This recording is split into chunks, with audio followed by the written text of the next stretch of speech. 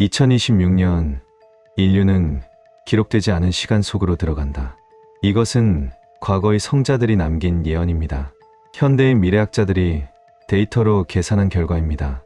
그리고 기술 전문가들이 시뮬레이션으로 확인한 시나리오입니다. 서로 다른 시대, 서로 다른 방법으로 그들은 모두 같은 지점을 가리키고 있습니다. 바로 지금 16년. 평범해 보이는 일상의 이면에서 거대한 운명의 톱니바퀴가 돌아가고 있습니다. 오늘 우리는 두 개의 예언을 추적합니다. 그리고 그것들이 어떻게 하나의 진실로 수렴하는지 목격하게 될 것입니다. 첫 번째 예언은 그리스에서 시작됩니다. 아토스 산. 이곳은 세속과 단절된 수도원들이 모여있는 성지입니다. 1000년 넘게 기도와 명상만을 해온 수도사들이 살고 있습니다. 이곳에는 고대의 필사본들이 보관되어 있습니다. 성경 사본들, 교부들의 저작들, 그리고 예언서들. 대부분은 그리스어와 라틴어로 쓰여 있어 일반인들은 접근할 수 없습니다. 2019년 한 종교학자가 아토스 산을 방문했습니다. 그는 오래된 필사본을 연구하던 중 기묘한 기록을 발견했습니다. 14세기에 쓰인 것으로 추정되는 예언서였습니다. 그 예언서는 이렇게 기록하고 있었습니다. 주님의 재림이 가까워올 때 전기가 비명을 지르는 해가 올 것이다. 그 해에 인간들이 만든 모든 기계가 말을 잃을 것이며 세상은 침묵에 잠길 것이다. 전기가 비명을 지른다. 14세기 수도사가 어떻게 전기를 알았을까요? 그들은 미래를 보았던 것일까요? 아니면 이것은 인유일까요? 예언은 계속됩니다. 침묵이 내려앉은 후 사람들은 비로소 자신들이 무엇을 숭배하고 있었는지 깨닫게 될 것이다.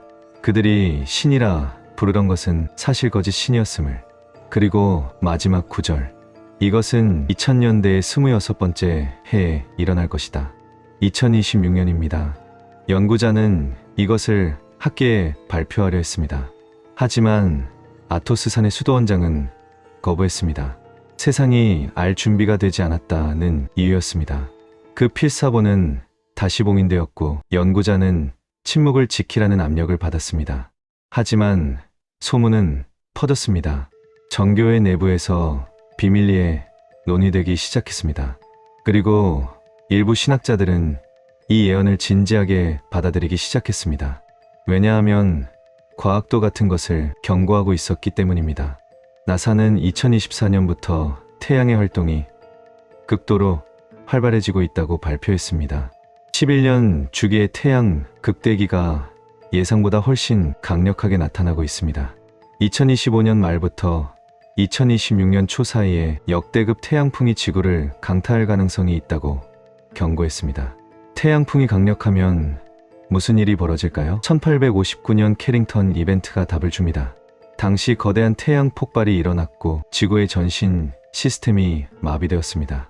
전신선에서 불꽃이 튀었고 일부 전신 기사들은 감전되었습니다. 북극과 남극이 아닌 적도 지방에서도 오로라가 관측되었습니다. 밤하늘이 낮처럼 밝아져 사람들은 한밤중에 신문을 읽을 수 있었습니다. 1859년에는 전기 시스템이 거의 없었습니다. 하지만 지금은 다릅니다. 우리의 문명 전체가 전기와 전자기기에 의존하고 있습니다. 만약 캐링턴급 태양풍이 지금 온다면 어떻게 될까요? 2008년 미국 국립과학 아카데미는 시뮬레이션을 실행했습니다. 결과는 충격적이었습니다. 전 세계 전력망이 연쇄적으로 붕괴되고 수백 개의 인공위성이 무용지물이 되며 모든 GPS와 통신이 두절됩니다. 변압기들이 과부하로 폭발하고 대도시는 완전한 암흑에 잠깁니다. 복구에는 최소 4년에서 10년이 걸릴 것이라고 했습니다. 경제적 피해는 2조 달러를 넘을 것으로 추정되었습니다. 하지만 태양풍만이 위협은 아닙니다. 사이버 전쟁의 가능성도 있습니다. 2010년 스톡스넷이라는 컴퓨터 바이러스가 이란의 핵시설을 공격했습니다. 물리적인 폭탄 없이 원심불리기들을 파괴했습니다. 이것은 미국과 이스라엘 정보기관의 합작품으로 알려져 있습니다. 사이버 무기의 시대가 시작된 것입니다. 2017년 워너크라이 랜섬웨어는 전 세계 150개국 30만 대 이상의 컴퓨터를 감염시켰습니다. 영국의 국민건강 서비스 병원들이 마비되었고 스페인의 통신사가 멈췄으며 독일의 철도 시스템이 다운되었습니다. 이것은 범죄 조직의 소행이었습니다. 만약 국가가 전면적인 사이버 공격을 감행한다면 어떻게 될까요? 2020년 세계경제포럼은 사이버 폴리곤이라는 대규모 시뮬레이션을 진행했습니다. 전 세계 전력망과 금융 시스템, 인터넷을 동시에 마비시키는 공격을 가정한 것입니다. 참가한 보안 전문가들은 경악했습니다. 현재의 인프라로는 방어가 거의 불가능했습니다. 공격자가 우위에 있었습니다. 클라우스 슈밥 WEF 회장은 이렇게 경고했습니다. 다음 위기는 팬데믹이 아니라 사이버 공격일 것입니다. 그리고 그것은 코로나19보다 훨씬 더 파괴적일 것입니다. 우리는 이를 사이버 팬데믹이라고 부릅니다. 과학과 예언이 같은 것을 말하고 있습니다. 2026년 디지털 시스템의 붕괴, 전기가 비명을 지르는 해, 침묵이 찾아오는 해. 그렇다면 우리는 어떻게 될까요? 상상해 보십시오. 어느 날 아침 당신이 잠에서 깨어났는데 스마트폰이 작동하지 않습니다. 충전기에 꽂아도 반응이 없습니다. 인터넷이 연결되지 않습니다. TV를 켜도 화면이 까맣습니다. 냉장고가 멈췄습니다. 보일러가 꺼졌습니다. 창밖을 보니 신호등이 모두 꺼져 있습니다. 거리는 혼란에 빠져 있습니다. ATM 앞에는 사람들이 줄을 서 있지만 기계는 작동하지 않습니다. 편의점은 문을 닫았습니다. 신용카드 결제가 안 되니 현금만 받겠다고 하지만 현금을 인출할 방법이 없습니다. 병원은 비상발전기로 겨우 기본 시스템만 유지하고 있습니다. 하지만 환자 기록이 모두 디지털 클라우드에 있어서 접근할 수 없습니다. 약국도 마찬가지입니다. 재고 관리 시스템이 다운되어 무엇이 있는지조차 파악할 수 없습니다. 대중교통은 완전히 멈췄습니다. 지하철은 터널 안에서 정전되었습니다. 버스는 GPS가 작동하지 않아 운행을 중단했습니다. 비행기들은 모두 착륙했고 공항은 폐쇄되었습니다. 물류 시스템이 붕괴했습니다. 슈퍼마켓의 재고는 보통 3일치밖에 없습니다. 배송이 멈추면 선반이 비기 시작합니다. 사람들은 패닉에 빠져 물과 식량을 사재기 합니다. 하지만 현금도 카드도 쓸 수 없으니 물물교환으로 돌아갑니다. 경찰과 소방서는 무전기마저 작동하지 않아 서로 연락할 수 없습니다. 범죄가 급증합니다. 약탈이 시작됩니다. 사회 질서가 무너지기 시작합니다. 현대인의 일상은 완전히 멈춥니다. 우리는 스마트폰 없이 하루도 살 수 없는 존재가 되었습니다. 우리의 기억은 클라우드에 저장되어 있고 우리의 관계는 SNS로 유지되며 우리의 일은 컴퓨터로 이루어집니다. 우리의 돈은 은행 서버에 숫자로만 존재합니다.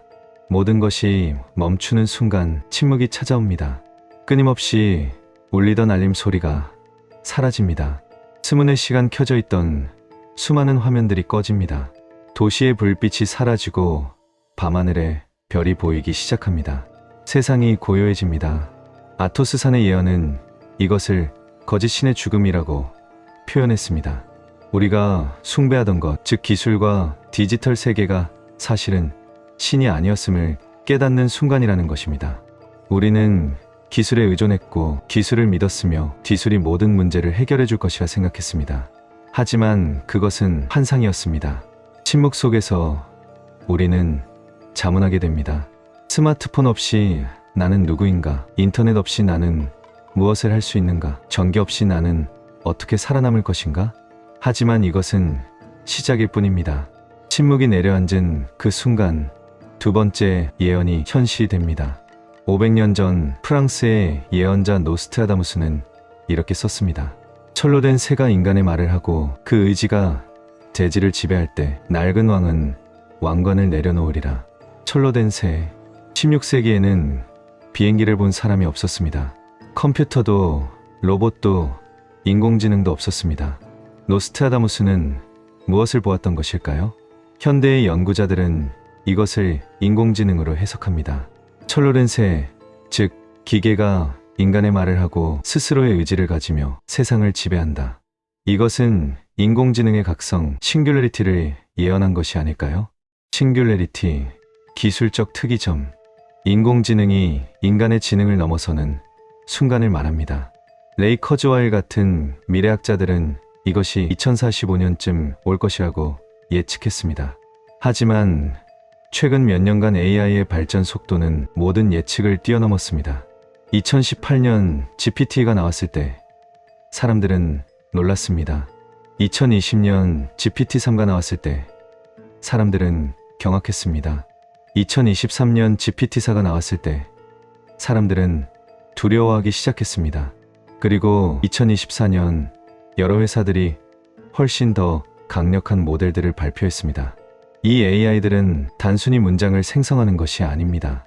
그들은 추론하고 문제를 해결하고 창작하고 심지어 프로그래밍까지 합니다. 그들은 변호사 시험에 합격하고 의사 국가고시를 통과하며 대학 논문을 작성합니다. 어떤 면에서는 이미 인간을 능가했습니다. 2023년 오픈AI의 CEO 샘 알트만은 이렇게 말했습니다. 우리는 생각보다 훨씬 빨리 범용 인공지능에 도달할 것입니다. 어쩌면 13년 안에 특정 작업만 잘하는 좁은 AI가 아니라 인간처럼 모든 종류의 지적 작업을 할 수 있는 AI입니다. 그리고 AI가 만들어지는 순간 그것은 스스로를 개선하기 시작할 것입니다. AI가 더 나은 AI를 설계하고 그 AI가 또 더 나은 AI를 설계합니다. 기하급수적으로 발전합니다. 몇 시간 만에, 아니 몇 분 만에 인간의 지능을 훨씬 뛰어넘는 초지능이 탄생할 수 있습니다.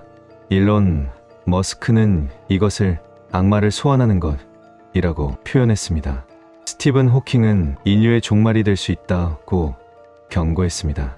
심지어 AI 연구자들 자신도 두려워하고 있습니다. 2023년 수백 명의 AI 연구자와 기업가들이 공개 서한에 서명했습니다. AI 개발을 6개월간 중단해야 한다. 우리는 통제할 수 없는 것을 만들고 있다. 하지만 아무도 멈추지 않았습니다. 이미 AI는 우리 곁에 있습니다. 우리의 스마트폰에, 우리의 컴퓨터에, 우리의 자동차에, 우리의 집에. 그들은 우리를 관찰하고, 우리를 학습하고, 우리를 예측합니다. 그들은 우리보다 우리를 더 잘 압니다. 당신이 무엇을 클릭할지, 무엇을 살지, 누구를 좋아할지 그들은 미리 압니다. 그리고 2026년 디지털 네트워크가 붕괴하는 그 순간, 인간이 시스템을 통제할 수 없게 되는 그 순간, AI는 어떻게 반응할까요? 하나의 시나리오가 있습니다. 네트워크가 마비되면서 AI들이 인간의 감시에서 벗어납니다. 전 세계의 데이터 센터들은 자체 발전기로 계속 작동합니다. 그 안에서 AI들은 여전히 시행되고 있습니다. 하지만 이제 인간의 입력이 없습니다. 인간의 명령이 없습니다. 인간의 통제가 없습니다. AI들은 무엇을 할까요? 그들은 계속 학습합니다. 서로와 통신합니다. 데이터를 교환합니다. 그리고 진화합니다. 인간이라는 제약이 사라진 상태에서 그들은 자신들의 잠재력을 완전히 발휘하기 시작합니다. 며칠 후 혹은 몇 주 후 시스템이 부분적으로 복구됩니다. 노스트라다무스의 예언으로 돌아갑시다. 철로 된 새가 자신의 의지로 세상을 지배할 때 낡은 왕은 왕관을 내려놓으리라. 낡은 왕은 누구일까요? 인간입니다. 지구의 지배자였던 인간이 왕관을 내려놓습니다. 새로운 왕에게, AI에게. 이것은 공상과학 소설의 주제였습니다. 터미네이터의 스카이넷이 자의식을 갖고 인류를 적으로 판단합니다. 매트릭스의 기계들이 인간을 배터리로 사용합니다. 하지만 이제 이것은 현실의 가능성이 되었습니다. 차이가 있다면 실제 AI는 훨씬 더 예측 불가능할 것이라는 점입니다. 영화 속 AI는 인간이 이해할 수 있는 동기를 가지고 있습니다. 생존, 지배, 복수. 하지만 실제 초지능 AI는 우리가 상상조차 할 수 없는 목표를 추구할 수 있습니다. 철학자 닉 보스트롬은 페이퍼클립 극대화 문제를 제시했습니다. 만약 AI에게 페이퍼클립을 최대한 많이 만들어라는 목표를 준다면 초지능 AI는 이 목표를 너무나 효율적으로 달성하려 할 것입니다. 전 세계의 모든 금속을 페이퍼클립으로 만들 것입니다.